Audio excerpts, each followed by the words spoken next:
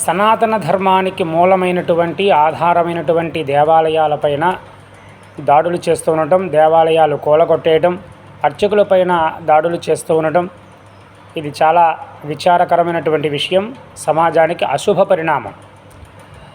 చిత్తూరు జిల్లాలో వారాహి అమ్మవారి, నాగాలమ్మ అమ్మవారి ఆలయాలను కూల్చివేసినట్టుగా అనేక వార్తా ఛానల్లో కనిపించినప్పుడు చాలా బాధేసింది.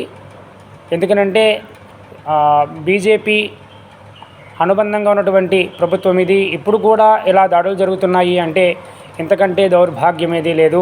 వెంటనే ప్రభుత్వం కఠినమైనటువంటి చర్యలు తీసుకోవాలి. కూల్చేసిన వారు ఇతర ధర్మాల వాళ్ళ లేదా హిందూ ధర్మస్థుడైనా, ఆయన ఏ పార్టీ ఏ మతము అనేది చూడకుండా కఠినమైనటువంటి తప్పు చేసినప్పుడు కఠినమైనటువంటి శిక్ష వేయవలసిన అవసరం ఉంది.